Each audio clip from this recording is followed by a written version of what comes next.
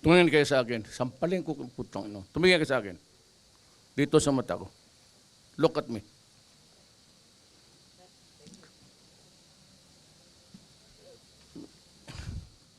Alam mo, hindi ko maintindihan kung kayong mga kriminal nakapasok sa pulis.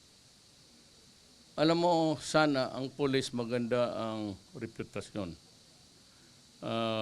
They have improved on their image a lot. Tumaas na yung respeto ng taong bayan sa ating mga pulis. Kayo yung ang salot ng kung ano, hindi maintindihan kung putang ina anong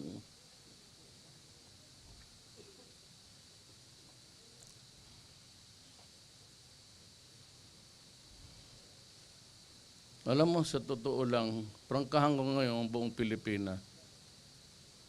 Pag ganun kayo ng ganun, putang ina, papatayin ko talaga kayo. Masiguro ninyo yan. Wala na akong magawa sa inyo, mga ulol kayo. Kung hindi I will review your cases. Kayo may mga kasalanan na sindikato sa droga, sindikato sa korupsyon. Meron akong special unit, habang buhay bantayan kayo.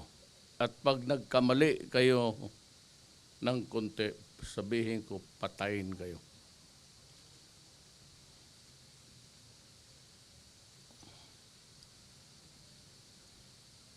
Bakit kayo pumasok sa pulis? Anong nakain ninyo na itong pulis para lang ito sa mga taong may pagmamahal sa bayan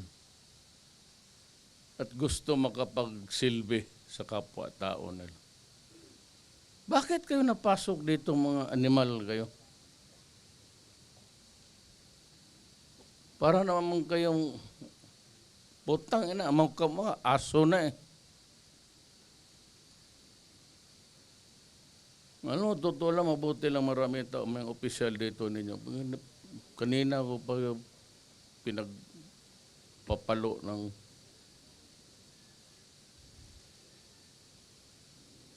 kayong doon sa may kaso, wag na kayong mag-bail. Wag ninyo akong sisihin. Wag na kayong magpiansa, magtiis kayo dyan sa loob. Mas safer ang Pilipinas kung nasa loob kayo. O kung hindi, patay kayo.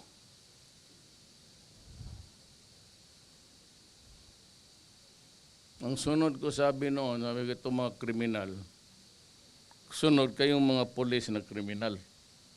Hindi lang nyo sinisira yung pulis. It's a government institution, an organ of government important to maintain law and order. Kayo naman ang putang ina Ako nagwa-warning lang sa inyo. Hindi ako nagwa-warning na para pantakot. Nagwa-warning ako para gawin ko. Yan ang totoo.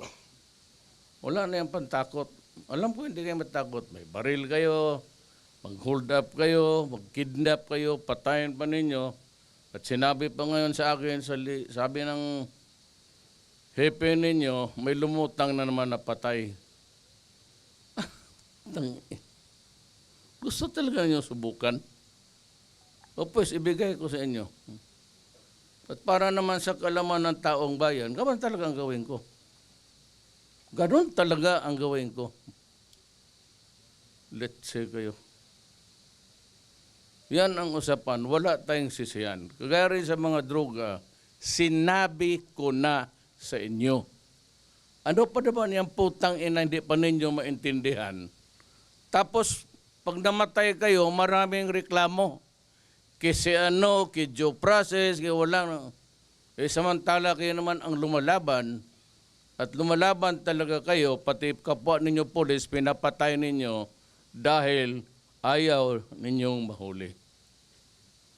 Kaya rin yung mga mayor, pinapatay sarili nilang pulis, yung pa ang matapang ngayong mga, kunwari yung mga pamilya, due process.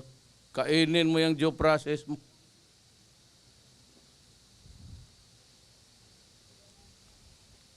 Wala kayong silbi para sa akin. Salot kayo sa lipunan.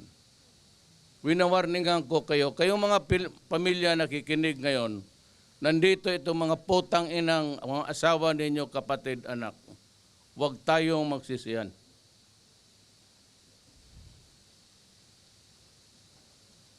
Pag nangamatay itong mga putang ina to, huwag kayong pumunta sa amin at magsisigaw kayo ng human rights, due process. Inawarningan ko na kayo eh. Ayaw ninyong maniwala may kasalanan itong mga putang ina to, di kausapin ninyo kung ano ang totoo. Wala pa ko gawin, inutil itong Pilipinas. Pati kayo sumasali.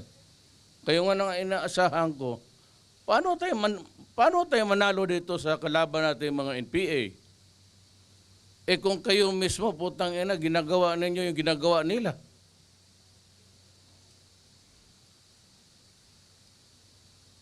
Ito basta wala. Kaya ako pinatawag dito, warning. Ayan, yung balite na yan ang magiging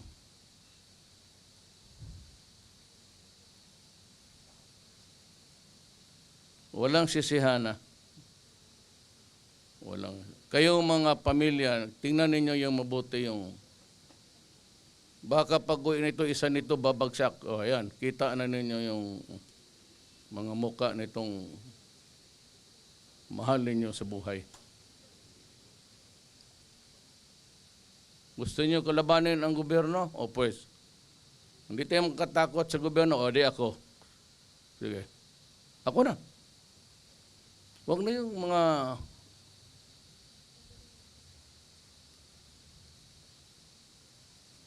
pag bumagsak ito, trabaho ko.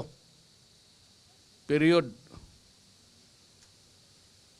Kaya kayong nasa loob, huwag kayong paarte-arte kayo mag-piyansa-piyansa.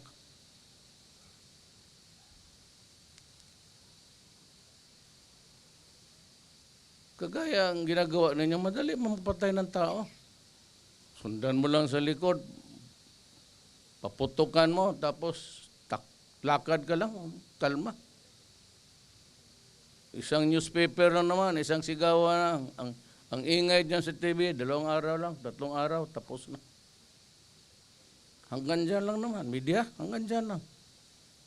Publication, headline, tapos wala na. History ka na. But kung yan ang gusto ninyo, ibibigay ko talaga sa inyo. Nagbitaw ako ng salita nung isang araw nung nabasa ko, nalaman ko nga na may pinatay ninyo yung kidnap victim. Ano kaya kung gawain ko ano kaya isip ninyo kung kidnapin yung asawa mo tapos putulan ng ulo? Itapot dyan sa para magdusa ka lang rin.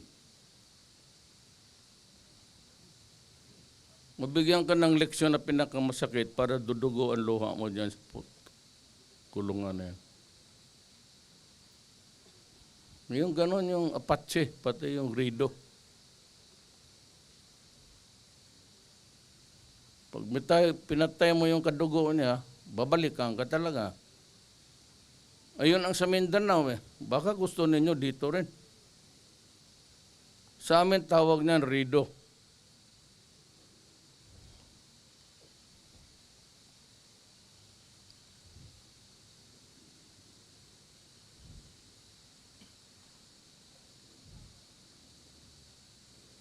Magtindig kayo dyan. Magkukumperensya pa kami. Huwag kayong umalis dyan. Gutumin kayo, punutin. Pag hindi, papatila ko sa inyo lahat yung